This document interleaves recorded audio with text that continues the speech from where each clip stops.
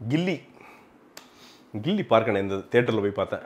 என்னங்க அதான் புது படங்கள்லாம் தாண்டி கனெக்ட் பண்ணிகிட்டு இருக்கு இவர் விஜய் அண்ணா. இவர் என்ன மேஜிக்னு தெரில. ஆனால் கில்லி மாதிரி ஒரு மேஜிக் திரும்பி ஒன்று ரிப்பீட் ஆகுமா அப்படின்னு தெரிலங்க. தேட்டரில் என்னங்க ஒரு பார்ட்டி மாதிரி, டிஜே பார்ட்டி மாதிரி போயிட்டுருக்குங்க. எல்லா பாட்டும் ரிப்பீட் கேட்குறாங்க. எல்லா பாட்டுக்கும் டான்ஸ் நடக்குது. ஜாலியாக உட்காந்துட்டு வந்து பார்த்தீங்கன்னா டயலாக்ஸ் கூடவே உட்காந்துட்டு வந்து பார்த்தீங்கன்னா ஒரு எல்லாம் சொல்கிறாங்க. ஒவ்வொரு போர்ஷனும் அப்படி நின்று ரசிக்கிறாங்க. It is like a picnic. அது படம் ஸ்க்ரீனிங் அப்படிங்கிற விட it felt like a picnic actually. தேட்டரில் வந்து பார்த்திங்கன்னா அவ்வளோ ஹாப்பியாக. அப்போ என்னென்னா இங்கே சினிமா, தமிழ் சினிமாவில் கீழே போகல, படங்களுடைய தரங்கள் கீழே போயிடுச்சு, அவ்வளோதான். இன்றைக்கி தரணி சார், வித்யாசாகர் இவங்கெல்லாம் சேர்ந்துட்டு இன்றைக்கி அன்றைக்கி வந்து தெலுங்கோட ரீமேக் தான் அப்படியே அடிச்சிருந்தா அது இல்லை.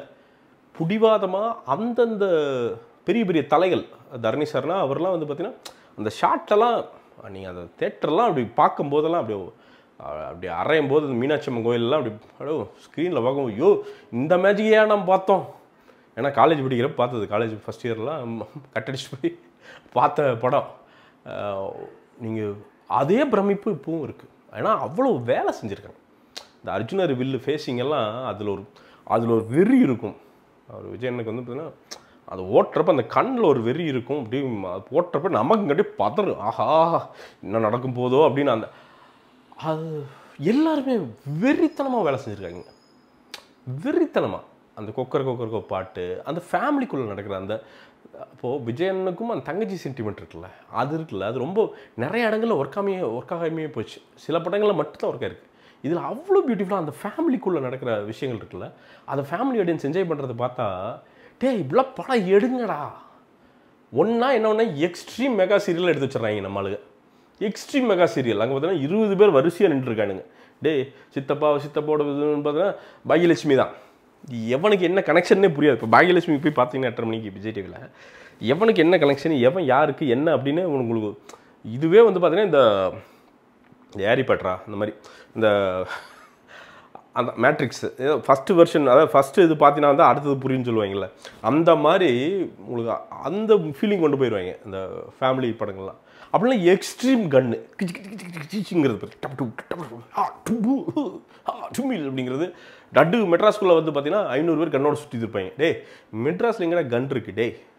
அவன் ஒரு ரிவால்வர் கூட எவனும் யூஸ் பண்ணுறது இல்லைடா. எங்கேயாவது கேள்விப்பட்டிருக்கீங்களா? துப்பாக்கியில் சுட்டு இறந்தார் அப்படின்னு மெட்ராஸில் எங்கே கேள்விப்பட்டேன். அதுவே இருக்காது. ஆனால் பார்த்தீங்கன்னா இவனுக்கு மிலிட்ரி ரேஞ்சுக்கு வந்து சுட்டுருப்பாங்க படத்தில். அதெல்லாம் இல்லாமல் ரியலிஸ்டிக்காக ஒரு சாதாரண ஜஸ்ட் ஒரு அப்பர் மிடில் கிளாஸ் பையன், அவனோட வாழ்க்கை, அவன் எங்கே போகிறான், அவன் ஒரு சின்ன ஒரு விஷயம் நடக்குது அப்படின்ட்டு வந்து பார்த்திங்கன்னா அந்த தெலுங்கு விஷயம்னா அது அப்படியே தமிழில் அழகாக அப்படி ஒரு கன்வெர்ட் பண்ணி நம்ம நெக்ஸ்ட் டோர் பாய் மாதிரி விஜயனை வந்து காட்டி த்ரிஷா அவங்கெல்லாம் ஐயோ என்ன எக்ஸ்பீரியன்ஸுங்க. நீ அதை முடிச்சு அப்படி வெளில வரும்போது வந்து பார்த்திங்கன்னா அவ்வளோ ஹாப்பியாக எல்லோரும் போகிறாங்க, சிரிச்சுக்கிட்டு ஜாலியாக வெளில போயிட்டு. நிறைய பேர் என்ன இன்னொரு தடவை வருவோம் மச்சான், நம்ம ஃப்ரெண்ட்ஸோடு வருவோம் மாமா அப்படின்னு. நிறைய பொண்ணுங்க டான்ஸ் பொண்ணுங்க தான் என்ஜாய் பண்ணுறாங்க அப்படி உட்காந்துட்டு. ஏன்னா அவங்களுக்கு என்ஜாய் பண்ணுறதுக்கு சமீபத்தில் எந்த படம் வந்துன்னே தெரில சீரியஸாக. ஸோ எப்படி சொல்கிறது, மோர் தென் எக்ஸ்பீரியன்ஸ் ஒரு மாதிரி ஹார்ட் ஃபெல்ட்டாக இருந்துச்சு. நாம் என்ன தொலைச்சிருக்கோம், தமிழ் சினிமா என்ன தொலைச்சிருக்கு அப்படிங்கிறது தான் உள்ளே தோணிகிட்டே இருந்துச்சு. நாம் இந்த மாதிரியான பக்கா ஃபேமிலி என்டர்டெயினர்ஸ் தொலைச்சிட்டோம், பண்ணுறதுக்கு ஆட்களை தொலைச்சிட்டோம். ஏதோ ஒன்று பண்ணி விற்று அந்த டிக்கெட்டை விற்றுறணுங்கிறதா இருக்கிறத தவிர நின்று அடிக்கிறதுக்கு ஆட்கள் கம்மியாயிட்டாங்க. தரணியெல்லாம் திருப்பி பண்ணணும் சீரியஸாக. பட் அவருக்கு அந்த ஃபயர் இருக்கா தெரில. ஆனால் அந்த ஃபயர் இருந்துன்னா திருப்பி பண்ண வரலாம். வித்யாசாகர் சார்லாம் எதுக்கு அவர் வந்து கம்மியாக மியூசிக் பண்ணாருன்னு எனக்கு இது வரைக்கும் எனக்கு ஒரு ரீசன் தெரில. ஏன்னா அவர் எந்த படமே ஒரு சுமார் பாட்டு கூட போட்டுருக்க மாட்டார். எல்லாமே அந்தந்த செம்மையாக ஒரு பாட்டு தான் பண்ணியிருப்பார். ஏன் அவர் பிஸ்னஸ் கம்மியாச்சுன்னு எனக்கு இது வரைக்கும் தெரில. இப்போ அவங்கெல்லாம் வந்து திருப்பி they have to reinvent them self. நம்ம இப்போ இந்த ஆவேசங்கள்லாம் ஏதோ ஒரு படம் பார்த்தோமே, அந்த மலையாள படம், திருப்பியும் பழைய ஆளுகளாக சேர்ந்து படம் எடுப்போம். அந்த மாதிரி திருப்பி சேர்ந்து படம் எடுங்க ப்ளீஸ். நீங்கள்லாம் ஐ திங்க் இம்பார்ட்டன்ட் ஃபார் சினிமாவோட ரெசரக்ஷன், தமிழ் சினிமாவோட ரெசரக்ஷனுக்கு நீங்கள்லாம் பெருசாக ஹெல்ப் பண்ணுவீங்க அப்படின்னு நினைக்கிறேன். விஜயனுக்குமே அதே தான்.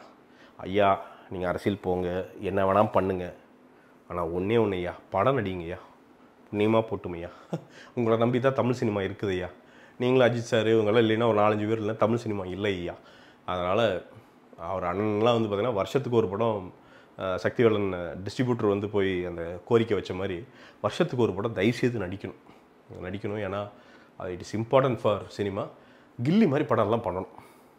எனக்கெல்லாம் தெரில, கில்லி 2 வரலாம். மேஜிக்ங்க, பியூர் மேஜிக். கில்லி வந்து என்ன சொல்கிறதுன்னு தெரியல, பியூர் மேஜிக், அவ்வளோதான் சொல்ல விரும்புகிறேன். பை த வே இது வந்து ரோர் சவுத் என்னோடய பிராண்டு டிஷர்ட்டு விற்கிறேன். 349 விற்கிறேன். 3 டிஷர்ட் வாங்கினா 1 ஃப்ரீ. இது ட்ராப் ஷோல்டர் ஃப்ரீயாக இருக்குது, ஃப்ரீ ஃபிட்டாக இருக்கும். இந்த சம்மருக்கு வந்து பார்த்திங்கன்னா மென் உமன் யார் வேணால் வாங்கலாம் நீங்கள். ஸோ ஒரு 1500 2000 குவாலிட்டிக்கு என்ன டிஷர்ட் இருக்கோ அது இது வரும். ஏன்னா நான் வாங்கி விற்கல, ஐ மேனுஃபேக்சர் திஸ் டிஷர்ட்ஸ். 14 கலரில் பண்ணுறோம். Pure cotton, 100% cotton. எதுவுமே அடல்ட்ரேட்டே பண்ணாமல் உங்களுக்கு நல்ல குவாலிட்டி மட்டும் கொடுக்கணும் அப்படின்னு எனக்கு சின்ன வயசில் இதெல்லாம் பண்ணணும்னு சின்ன ஆசைகள். அதை பண்ண முடியுது, அதை பண்ணுறேன். வாங்கி பாருங்கள். வாங்கி பார்த்து இதே கமெண்ட் பாக்ஸில் கூட ஹானஸ்ட்டாக உங்கள் ஃபீட்பேக் வந்து தெரிவிங்க. நிச்சயமாக it will be worth it. ஒரு 2-3 இயர்ஸ் மினிமம் இது வந்து லாஸ்ட் ஆகும் அப்படின்னு வந்து நான் நினைக்கிறேன். இப்போது 3 வாங்கினீங்கன்னா 1 ஃப்ரீ அப்படின்னு கூட ஆஃபர் போட்டிருக்கேன். So if you have time, if you have money, please buy it and support me. சின்ன பிஸ்னஸ்ங்க, இப்போ தான் வளர்கிறோம். ஒரு 12,500 கஸ்டமர் இருக்காங்க. இப்போ தான் வளர்ந்துட்டுருக்கோம். உங்கள் சப்போர்ட்டு தான் பெரிய ஆயுதமாக இருக்கும்.